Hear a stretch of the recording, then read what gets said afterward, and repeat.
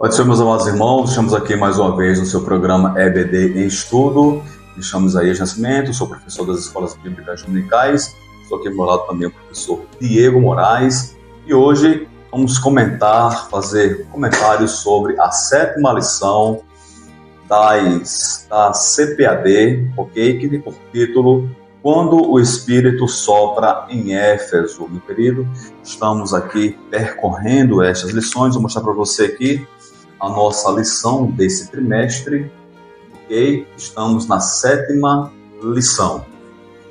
O nosso texto áureo está lá no livro de Atos. Aliás, o livro de Atos é aí o objeto de toda a lição, ok? Falando sobre a igreja primitiva. Atos 19 e 20, que diz assim: Assim a palavra do Senhor crescia poderosamente e prevalecia.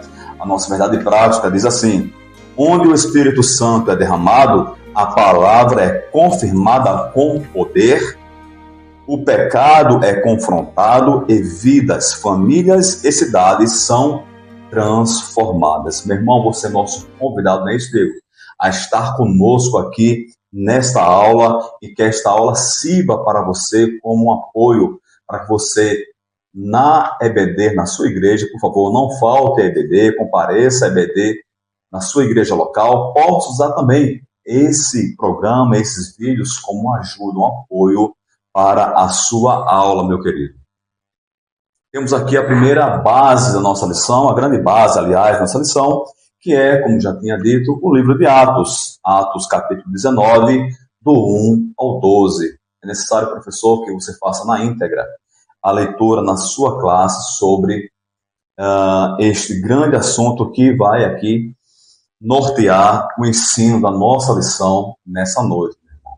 Sem mais delongas, entramos já na nossa introdução, que diz assim: durante sua terceira viagem missionária, Paulo estabeleceu em Éfeso um dos mais relevantes centros do cristianismo primitivo.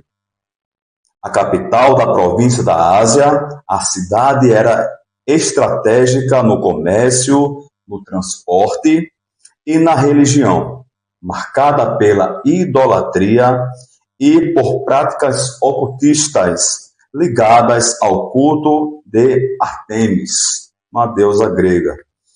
Nesse cenário espiritualmente desafiador, Atos 19 registra um poderoso mover de Deus, revelando que o derramamento do Espírito Santo é capaz de confrontar o pecado, restaurar vidas e transformar cidades inteiras. Meu querido ouvinte, hoje nós vamos ver esse grande avivamento que aconteceu na cidade de Éfeso através da vida do ministério do apóstolo Paulo, que chega, como disse aqui o nosso comentarista, a essa cidade muito difícil de trabalhar. Veja que o cenário ali era realmente um cenário religioso muito idólatra, mas o apóstolo Paulo, cheio do Espírito Santo, implanta ali uma igreja e colhe frutos maravilhosos para a glória de Deus, e aquela cidade ela é impactada pelo poder do Espírito Santo. Onde o Espírito Santo atua confirmando a missão, existe milagres em todas as partes. É verdade. E assim, no primeiro tópico, nós vamos ver o Espírito Santo sobre o ministério de Paulo. E o primeiro ponto desse tópico é a restauração da verdadeira doutrina. Então, nós sabemos que a lição de número 7 se passa no contexto da chegada de Paulo em Éfeso, como já vimos aqui. E acontece nesse episódio algo muito curioso, especialmente para nós que somos pentecostais, porque Paulo chega a essa cidade e os questiona. Veja o que diz o versículo 2 aqui de Atos 19. Disse-lhes: recebestes vós já o Espírito Santo quando crestes? E eles disseram-lhe: nós nem ainda ouvimos que haja Espírito Santo. Então, nesse primeiro ponto aqui desse tópico, nós vamos ver a restauração da sã doutrina, ou da doutrina, não é, apostólica, porque em Éfeso já havia crentes que haviam crido em Cristo Jesus. E aqui nós percebemos que há uma separação entre receber ao Senhor Jesus e ser batizado no Espírito Santo. Esse encontro de Paulo com os crentes em Éfeso e essa restauração da doutrina, né, apostólica acerca do batismo no Espírito Santo, que evidencia para nós que se trata de dois momentos distintos, né? E isso é o que crê também a fé pentecostal, o batismo no Espírito Santo como algo distinto da conversão e do novo nascimento, ocasião na qual o novo convertido recebe a presença do Espírito Santo de Deus. Mas aqui vemos claramente uma distinção entre receber a presença do Espírito Santo de Deus e ser batizado no Espírito Santo de Deus, de acordo com o que vemos se desenrolar ali em Éfeso. Então, Paulo restaura a doutrina apostólica, impõe as mãos e eles são batizados no Espírito Santo. Glória a Deus. Glória a Deus, meus irmãos, isso é maravilhoso e com evidência de línguas, profecias e imagens do Espírito Santo. Meus queridos, chegamos agora ao nosso segundo subtópico, esse primeiro tópico da nossa lição, onde estamos falando sobre o Espírito Santo, sobre o ministério do apóstolo Paulo. Diz assim no segundo subtópico: o ensino perseverante diante da resistência. Já comentamos aqui que o contexto religioso de Éfeso era muito difícil, porque a idolatria era algo muito intenso naquela cidade. Mas mesmo assim, naquele lugar onde existia essa resistência espiritual muito forte, obviamente que a palavra de Deus prevalece e transforma realmente aquele ambiente ali em algo muito, mas muito proveitoso para o reino de Deus.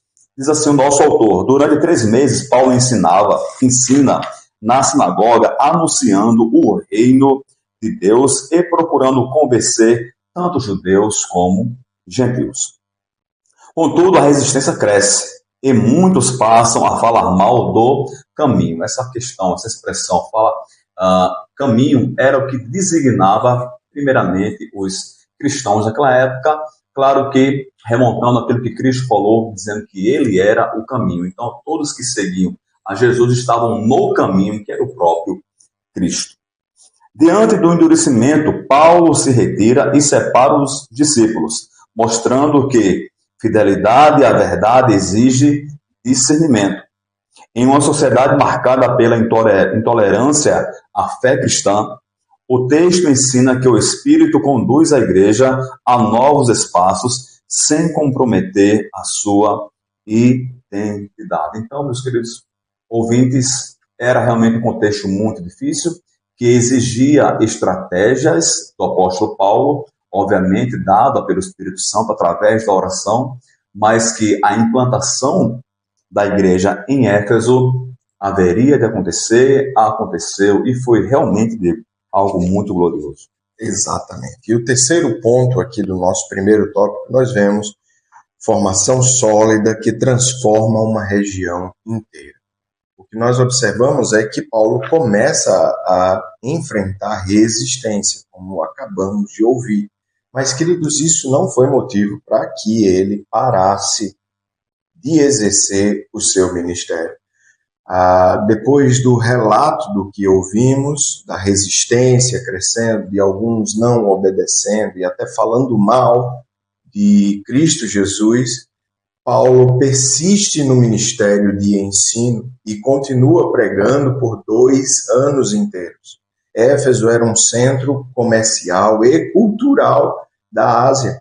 E Lucas registra que por causa dessa insistência e pelo fato de ter pregado ali por tanto tempo, toda a Ásia foi alcançada por transeuntes, né? E pessoas que vinham de outras cidades e países, regiões, passavam por ali e ouviam a mensagem do Evangelho. Paulo não parou diante da resistência que a cidade, que alguns na cidade ofereciam. Esse é um ponto importante. E, pelo contrário, insistiu, continuou pregando, e a Bíblia registra que Deus vai confirmando o seu ministério. É nesse capítulo que nós vemos registrado que até lenços e aventais se levavam de Paulo e as enfermidades fugiam deles e os demônios saíam. Ou seja, o evangelho era pregado com poder e autoridade espiritual. Então, foi isso que fez do ministério de Paulo um ministério profícuo, de muitos frutos, foi ter pregado sob a autoridade, direção e influência do Espírito Santo de Deus. Amém, meus irmãos, chegamos agora ao nosso segundo tópico dessa grande lição que estamos comentando juntamente com você. Isso é uma alegria enorme para todos nós estarmos aqui podendo fazer a obra do Senhor, mas principalmente para poder abençoar também a sua vida com a palavra de Deus. Meus queridos, diz assim nosso segundo tópico: o derramamento do Espírito Santo e o impacto do Evangelho na cidade. Então, meus queridos, onde chega o Evangelho do Senhor Jesus, onde ele é pregado de maneira autêntica, verdadeira, conduzida pelo Espírito Santo, algo transformador acontece. E a cidade de Éfeso não poderia ser diferente.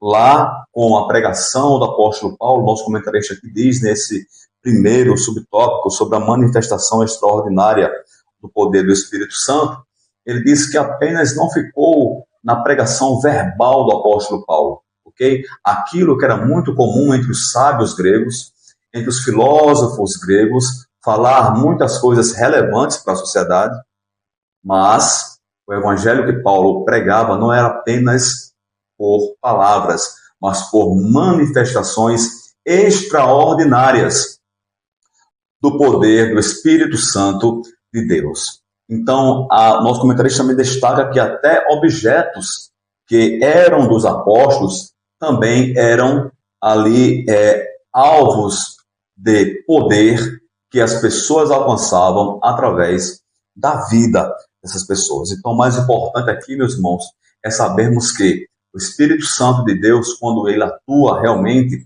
ele atua com poder, com graça, ele atua também com sinais e maravilhas. Sinais e maravilhas não ficaram apenas no passado, não é isso, Diego? Mas também ele está presente, eles estão presentes, melhor dizendo, devem estar, melhor dizendo, em nossos dias. Para isso, nós temos que nos submeter totalmente à soberania do Espírito Santo. Veja que o apóstolo Paulo ele não era guiado por aquilo que ele entendia sobre o Evangelho meramente, pela sua concepção ou sua percepção humana, não. Mas era uma submissão, uma entrega totalmente ao Espírito Santo, e a realização aqui não era mérito do apóstolo, não era mérito dos discípulos do apóstolo, não, mas sim mérito total do Espírito Santo, que atuava de maneira a confirmar aquilo que o apóstolo Paulo estava pregando, meus irmãos. Então, isso é uma marca do verdadeiro cristianismo, a confirmação dada pelo Espírito Santo de Deus. Exato. E aqui no segundo ponto nós vemos o confronto espiritual e ruptura com o ocultismo. Então nós já vimos que toda a região de Éfeso era muito entregue à prática de idolatria e ocultismo. O livro de Atos também registra que depois do trabalho de ensino e da conversão de muitos daquela cidade, se queimavam livros de muito valor financeiro, né? E isso foi um fato que chamou a atenção de muitas pessoas. A conversão dessa que era a religião, né? E o avanço bem-sucedido do evangelho, modificando a cultura de uma cidade.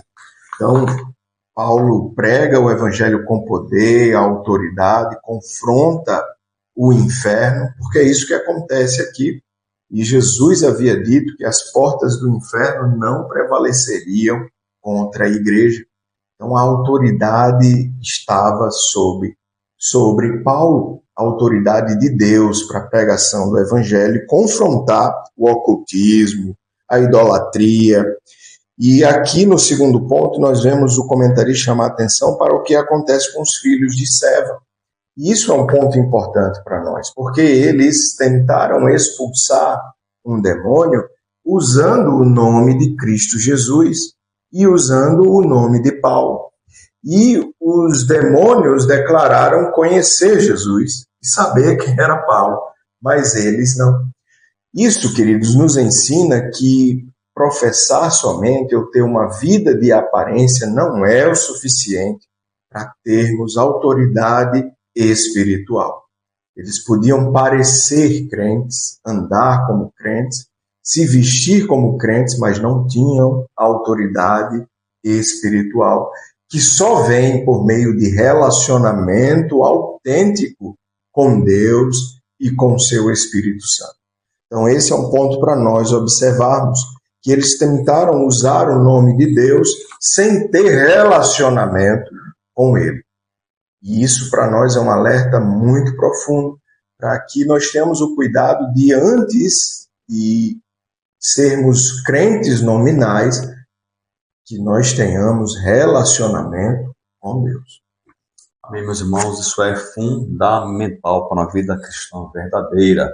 Meus queridos, chegamos agora ao nosso terceiro e último subtópico desse capítulo 2 da nossa lição, onde estamos falando sobre o impacto do Evangelho naquela cidade de Éfeso, aquela cidade muito rica, tanto culturalmente, de maneira bem diversificada, como também religiosamente falando. Era ali o centro cultural e religioso daquela época, econômico, enfim, social, tudo ali acontecia naquela cidade, né? E também acontecia o Evangelho para a glória de Deus.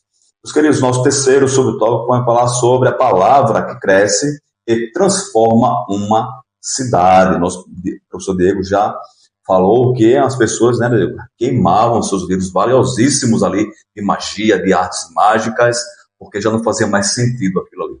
Porque o poder realmente era visível e real, e não vinha de palavras, não somente, ou de truques mágicos, mas vinha verdadeiramente do poder do Deus Todo-Poderoso.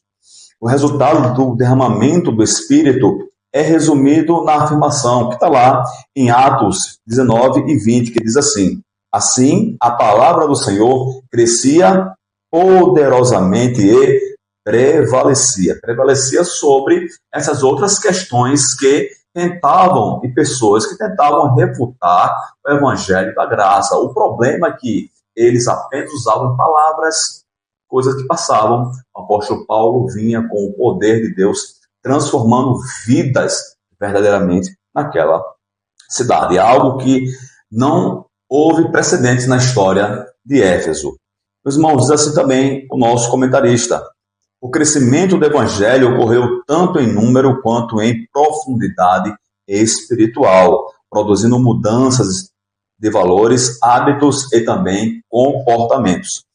Onde o Espírito é derramado, a palavra avança, a santidade é restaurada e a sociedade ela é impactada. Esse progresso prepara o cenário para o próximo confronto em Éfeso, quando o Evangelho tocará interesses econômicos e estruturais, idólatras também, revelando que o poder de Deus transforma não apenas indivíduos, mas também todo um sistema. Quando nós colocamos Deus sobre todas as coisas, ok? O poder de Deus transforma tanto vidas como também sistema econômico, sistema financeiro, trazendo a real direção para tudo isso. E isso aconteceu também na cidade de Éfeso, porque as pessoas deram depois de muita dificuldade, mas elas deram ênfase e ouvidos à palavra de Deus. Amém. E aqui no terceiro tópico, nós vamos ver a manifestação do poder de Deus entre os gentios. Nós precisamos relembrar, né, da divisão que sempre houve entre judeus, israelitas e gentios, essa divisão que, no decorrer do livro de Atos, nós vemos ir se esfarelando da perspectiva cristã. Primeiro ponto, o impacto do derramamento do Espírito em uma cidade. O comentarista cita Isaías 49, onde é dito a Israel o seguinte: disse mais, pouco é que sejais meu servo para restaurares as tribos de Jacó e tornares a trazer os guardados de Israel.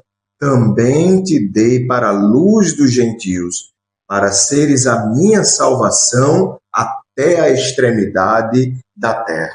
Então, não é novidade exclusiva do Novo Testamento a realidade que agora os gentios estão plenamente incluídos no plano da redenção de Deus. A porta da salvação e da redenção jamais esteve fechada para os gentios, mas num processo gradual, Deus vai ao encontro dos gentios como cumprimento da sua promessa.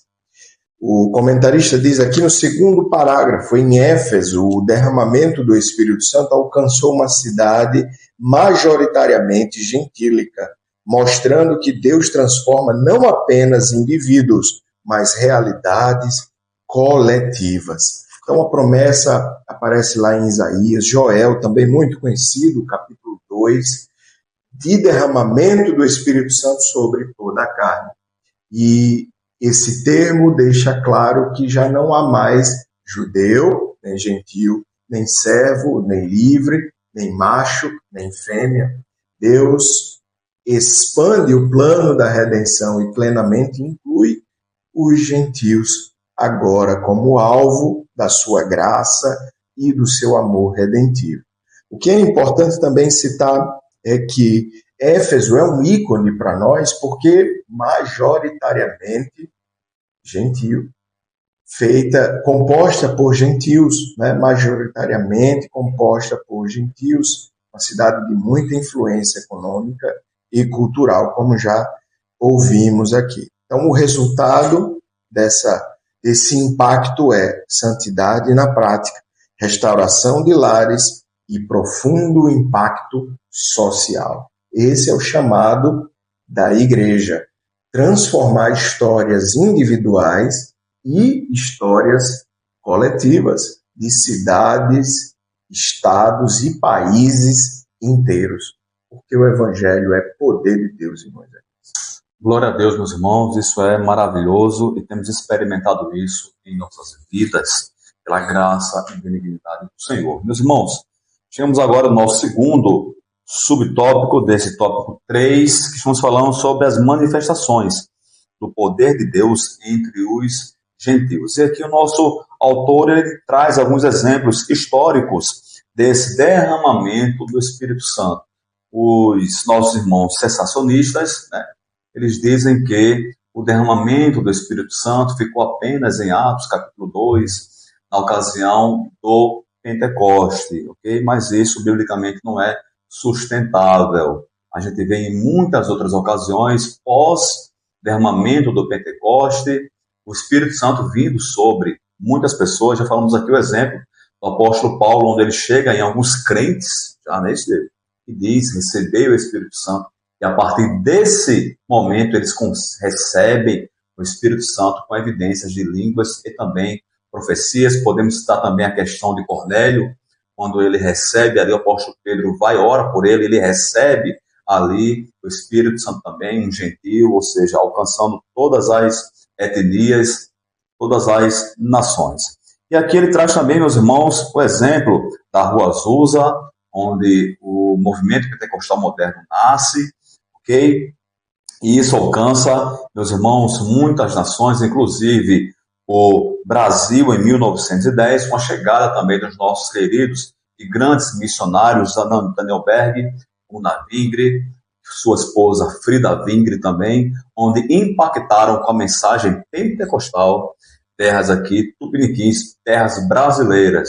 Então, meus irmãos, e nasceu aí a maior igreja evangélica pentecostal do Brasil, que é a Assembleia de Deus, nesse movimento. Então, é realmente algo de Deus, algo que não ficou no passado, algo que vem realmente se perpetuando ao longo da história da igreja na Terra. Nós cremos, né, Diego, que isso vai acontecer até findar os dias da igreja na Terra. O movimento pentecostal é o poder de Deus atuando em meio à sociedade. Para quê? Para apenas eu ficar dentro da igreja falando em línguas? Não, negativo. Mas para o evangelho avançar e alcançar vidas com poder e graça de Deus. Exato. Glória a Deus por isso. Muitos creem, e teólogos pentecostais, que se trata da chuva serôdia. Nós tivemos a chuva temporã, com o Pentecostes na igreja primitiva, e a chuva serôdia, antes da grande colheita, agora no fim dos últimos dias. E eu não estou sendo redundante por acidente, é o fim dos últimos dias. Já estamos nos últimos dias há muito tempo e agora vivemos o fim desses últimos dias. Isso é importante, queridos, porque para nós é uma advertência bíblica do desejo de Deus que não cessou de derramar o seu Espírito sobre toda a carne, e isso não como um fim em si mesmo, como veremos no terceiro e último ponto do terceiro tópico. O comentarista deixa muito claro, o batismo no Espírito Santo não é um fim em si mesmo, mas é usado por Deus como um instrumento para que eu e você sejamos capacitados para a sua obra. É, na verdade, queridos, o meio pelo qual nós podemos agir e mover no mundo espiritual. Jesus deixa claro que no mundo espiritual nós não conseguimos mover as coisas, fazer as coisas acontecerem por intelecto, força física e sabedoria humana, mas é unicamente pela ação do Espírito Santo de Deus. Jesus não deixa margem para nenhuma sabedoria ou faculdade humana quando diz: sem mim nada podereis fazer.